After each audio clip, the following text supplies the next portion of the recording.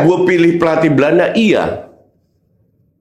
Kasih gue satu video di mana gue jelek-jelekan Sintayong. Satu aja. Gak pernah gue jelek-jelekin Sintayong. Kalau lu udah 5 tahun, lu 6 kali main, cuma 6 poin, ya harus ada yang diubah. Dan berubah itu saat itu juga, gue bilang. 15-14 ini kalian harus tahu, ini bukan kelas papan atas. Pemain terbaik kita, JHS, main di mana? Sassuolo, yang baru promosi, itu pun masih di bench. Jadi memang kualitasnya B aja. Nah, abang Indro Bekerparto, abang gue selama ini. Nah, tadi kita ngomongin tentang Liverpool, MU, Arsenal, dan teman-temannya di Liga Inggris lah ya. Nah, sekarang kita ngomongin timnas Indonesia. Coach, gimana ngeliat secara umum nih tentang timnas? Ini banyak naturalisasi dari Belanda, bahkan pelatihnya juga impor dari Belanda. Semua impor. Bahkan klub-klubnya udah impor pelatih dari Belanda juga kan. Bali lah, PSIM, Dewa. Jadi ini kan sebuah filosofi atau apalah yang disebut, yang diambil oleh Pak Erick Thohir dengan teman-temannya di PSSI. Oke. Apakah itu berhasil atau enggak ya kita nggak tahu. Kan gini butuh waktu, baru kita bisa bilang berhasil atau enggak. Ini kan semua terlalu dini. Sekarang kita kan hanya bisa berandai-andai kenapa Belanda, ya kan? Satu, karena banyak sekali pemain yang berdarah sampai generasi ketiga, kakek neneknya yang punya darah Indonesia. Di Belgia nggak ada, di Jerman nggak ada, di Amerika nggak ada, di Nigeria nggak ada. Jadi mau nggak mau ambil dari Belanda. Satu. Datanglah satu persatu. Sekarang ada berapa? 15, 14. 15-14 ini kalian harus tahu, ini bukan kelas papan atas. Pemain terbaik kita, JHS, main di mana? Sassuolo, yang baru promosi, itu pun masih di bench. Jadi memang kualitasnya B aja. Oke? Fair ya kita ya? Ya, fair, harus fair, B aja. Tapi dengan B aja, kita bisa diberikan mimpi untuk lolos ke Indonesia, lolos ke Piala Dunia. 5 tahun yang lalu, pernah nggak sampean atau teman-teman yang nonton mimpi bahwa pada suatu hari Indonesia akan lolos? Nggak ada. Jadi berkat naturalisasi ini, kita bisa bermimpi. Entah lolos atau enggak. Tapi harapan itu ada. Semua ngarep lolos, tapi apakah realistis? 50-50. Jadi dengan pemain BB aja, apakah kita bisa bersaing? Harusnya cukup bisa, karena di Asia juga BB aja. Tim terbaik Asia pernah nggak lolos ke perempat final? Zaman Korea, Jepang aja, itu pun karena suap. Di mana wasitnya akhirnya ngaku. Kalau nggak ada suap, enggak. Jepang lolos grup lewat. Itu udah kurang canggih apa Jepang coba? Lolos grup lewat. Nah kita rank 126. Orang kan sering protes. Kenapa nggak datengin Van Gaal ini apa nama-nama khusyiri nama besar? My friend, kalau lu sebagai pelatih A, papan atas, lu jobless, dapat penawaran job, timnas, lu pilih dari mana? Rankingnya dong. Yang lu lihat kan rank 1 sampai 25. Karena exposure-nya lebih besar dong. 125 nggak dapat 25 sampai 50 lah. Nggak dapat di atas 50, lu incer duitnya kayak Mancini ke Saudi. Di atas 50 ya udah, gua ambil karena duitnya kenceng, ya kan? Kita rank 126, duitnya pas-pasan. Nggak make sense. Nggak masuk akal kalau kita harus ambil pelatih top. Somehow Erick Thohir berhasil mendatangkan Kluivert, bahwa CV-nya nggak wah, gue setuju, nggak perlu kita bahas itu, memang nggak wah. Tapi kan dia juga bangun tim di sampingnya yang di Belanda itu cukup bagus, terutama Pastor, iya kan? Jadi ini bukan murni, makanya gue bilang, gue kadang-kadang teleponan sama Erick Thohir ya. nggak minta apa. Gue nggak suka kalau belum ada di media gue tanya-tanya berita A1 lah apalah itu. Gue nggak suka gituan. Tapi ini gue, oke? Jadi gue tunggu aja berita. Nggak pernah gue tanya ini itu dan lain. Cuman kita diskusi apa. Gue juga kaget waktu dia bilang Kluivert jadi pelatihnya. Tapi emang gue siapa? Kan kita harus sadar posisi kita. Pengurus bukan, orang kaya bukan. Tapi raja terakhir coach. Ya antara domba. Banyak domba. Ya. Tapi kan gue bukan siapa-siapa. Jadi gue merasa nggak punya posisi untuk WhatsApp dia tanya siapa-siapa. Nggak pernah gue lakukan juga. Nah akhirnya Kluivert datang. Mau nggak mau kita dukung. Kenapa? Karena ini pilihan PSSI. Oke? Apakah gue pilih pelatih Belanda? Iya. Kasih gue satu video di mana gue jelek-jelekan Sintayong. Satu aja. Gak pernah gue jelek-jelekin Sintayong. Bahkan gue appreciate kau perlu bikin patung untuk Sintayong. Sampai detik ini I don't care. Bikin aja gak masalah. Tapi yang dia lakukan kan udah bener potong generasi. Sampai ke senior. Di situ menurut gue dia stuck. 6 match, 1 menang, 6 poin. Disitulah Erik Thohir diskusi sama gue. Gimana kalau kita datengin pelatih Belanda? Oh gue dukung. Kenapa gue dukung? Karena budayanya sama dengan mayoritas pemain yang jadi starter. Budaya. Baru kedua, bahasanya sama. Ketiga, semua orang Belanda bisa bahasa Inggris. Which is komunikasi gampang langsung ke pemain. Di lokal menurut Marcelino sama Hernando, gue pernah tanya, bahasa Inggris nggak masalah. Komunikasi at least bisa. Mungkin grammar nggak terlalu bagus, tapi komunikasi bisa. Nah, atas dasar itulah kenapa gue setuju dengan dia, bukan karena Sintayong jelek, tapi gue lihat di senior, kalau lu udah 5 tahun, lu 6 kali main, cuma 6 poin, ya harus ada yang diubah. Dan berubah itu saat itu juga, gue bilang. Nggak bisa nunggu lama, dirubahlah ke Kluivert. Kluivert dapat enggak, tapi 3 pertandingan 6 poin juga. Yang membuat kita lolos ke piala ke putaran keempat. Ya. Nah, jadi so far apakah berhasil? At least lebih bagus di atas kertas. Dari sisi prestasi lebih bagus. Pelatih kan dinilai dari prestasinya.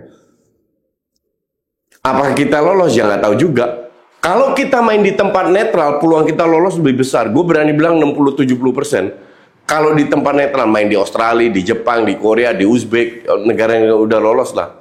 Tapi kan kita tahu juga AFC kayak apa. Udah puluhan kali gue kritik itu AFC. Ya kan? Kan nggak make sense. Ini kualifikasi Piala Dunia, semua bisa main. Lu tunjuk satu negara yang juga jadi peserta. Kan gila itu. Ampun Arab, ampun. It happens only di Asia. Sama MBS punya 4 klub di Saudi. Apakah di Asia punya financial fair play kayak di Eropa? Biar persaingan lebih sehat. Kagak ada financial fair play di Asia. Kan gila. Jadi sepak bola Asia ini fakta.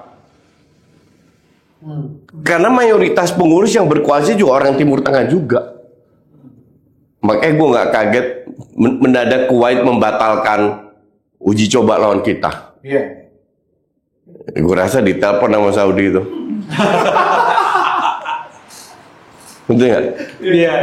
Ya, tapi emang permainan gitu is just not fair. Jadi kalau bilang apakah kita bisa lolos, ya kalau lolos pun lewat putaran 5. Sulit ya, direct ya? Sulit. Lu akan dikerjain. Mark my word. Semoga gue salah. Semoga kita bisa menang. Semoga wasitnya netral. Netral kan dari Jepang, Korea itu masih bisa lah. Yang netral ya. Tapi kan kita nggak tahu permainan gimana antara mereka ini. Kan itu yang gila. Rumput sih oke. Gue cek cuaca Oktober kalau main malam mainnya 30 derajat. Kelembapan nggak sampai kita 80-85 lebih ke 60-an. Oke, itu mendukung semua. Supporter nggak ngaruh lah. Supporter nggak bisa cetak gol kan? Ya udah. Jadi we can handle them lah. Tapi kalau dibilang ya kita nggak pernah tahu apa yang terjadi menjelang ke sana, faktor non teknis. Jadi agak berat. Lebih realistis sih putaran 5. Which is lebih berat karena ketemu Afrika atau Amerika Latin. Secara fisik kita. Tapi ya pemain kita mayoritas kan juga di Eropa mainnya. Makanya gue agak sedikit cemas Tom Haye nggak punya klub. Mace Hilgers nggak dimainin karena dia mau pergi. Itu dua pemain penting. Semoga Itses dimainin di Sassuolo. Kelvin Verdong pasti main. Kevin Dix gue belum cek main atau enggak. Itu pemain yang penting. Ole cedera. Jonathan penggantinya baru dinaturalisasi kan. Orat Malu udah sembuh. Orat Malu udah sembuh. Jadi sayap Jonathan kanan, Ragnar kiri masih oke. Tinggal strikernya siapa? Feeling gue Marcelino. False nine belakangnya Kambuaya. Joey sama Tom di situ. Tapi ya kalau lu saya baca kalau lu jarang bermain match kan lu miss ritme pertandingan. Ini yang gue harap Tom segera dapat klub, May segera pindah biar mereka kembali main rutin. Itu yang penting kalau untuk Tom ke Indonesia, ke Liga Rusia gimana? Ya kalau udah mentok-mentok mau gimana lagi? Isunya kan ke Persib. Persib lah Ya. gitu. Enggak kan gini, Tom ini kan bukan pemain yang menggunakan otot ya. Iya. Lebih otaknya ya. Jadi sangat gue sayangkan sih, tapi kalau dia mau harus ya yang penting dia main. Itu. Nah, coach, waktu coach belain Kluivert dan ternyata kalah di Australia kan Iya. dibully habis-habisan. Ya. Ceritanya dibully habis-habisan. Itu gimana ceritanya? Gimana nggak dibully? Itu dilebay-lebayin. Hanya satu orang. Tapi mereka nggak ngelihat menjelang ke stadion turun dari taksi, gue 1,5 jam bikin foto sama fans. Masuk ke stadion masih bikin foto sama fans. Hanya satu orang yang kecewa, which gue paham. Dia cuma bilang, coach, tolong lebih kritik lah terhadap Kluivert. Ya oke, ini kan baru match selesai. Gue akan kritik, santai aja loh. Tapi kan digoreng sama media, sama netizen yang kecewa itulah, sama fansnya pelatih yang lama kan. Ternaknya sebenarnya. Jadi untuk gue sih, ya selalu mau ngapain. Tapi gue mau tanya, what did I do wrong? Gue bikin kesalahan apa di Australia? Coba ada yang jawab nggak? Apa yang gue bikin? Nggak ada. Gue nggak bikin kesalahan apa-apa. Terus Match pertama loh itu ya. match pertama 2 hari latihan, what do you expect? Gue juga berharap minimal seri. Tapi ya di sisi lain Australia itu rank 26, kita 126. Beda cepet ya. Beda cepek di rank. Teman kita kan cuma berharap, ya kan berharap kalau penalti itu masuk, penalti Kevin Dix mungkin lain cerita. Iya kan, jadi semua bisa terjadi dan memang kita lagi nggak beruntung aja. Bukti habis itu kan kita menang 2 kali beruntun, makanya lolos ke Piala Dunia. Ini kalau dari segi taktik kan itu match pertama lah. Kalau dari segi taktik itu perubahan. Setelah tim 4 match, terutama 3 match pertama ya berubahlah. Bukan dari sisi line up tetap 3-4-3, tapi jauh lebih menyerang, nggak parkir bis. Tidak parkir bis ya, itu titik. Iya, nggak hanya ngincer counter, kita pegang bola, kita berani ambil inisiatif, kita create peluang. Bahwa lawan Jepang diobok-obok, kan udah lolos. Kan nggak penting itu match. Jadi keinginannya juga udah menurun untuk menang. Jadi soal keinginan ya. Iya. Fighting spiritnya. Fighting spirit itu ngaruh. Nah nanti di Saudi semoga fighting spiritnya 2 kali lebih besar dalam 2 match. Dan kita bisa menang. Kita udah 2 kali main lawan Saudi nggak kalah kok. Seri sama menang. Iya. Oke, jadi pertanyaannya ini jadi krusial ya. Jadi menurut coach, faktor apa yang bikin kita itu kalau tadi kan coach kan seberapa optimis? Ya optimisnya kayaknya di next round gitu ya. Kalau bisa kita langsung itu faktor apa yang kira-kira kita bisa selain faktor non teknis lah ya? Yang kita bisa lolos. Justru faktor non teknis itu Justru penting. itu malah. Iya. Taktikal enggak? Kok apa taktik? Saudi itu kan jelas mainnya. Banyak skill individu, banyak adu fisik. Lu bisa atasin itu, you can win the game. Oke. Itu aja. Gak ada hebat-hebatnya Saudi itu, please deh.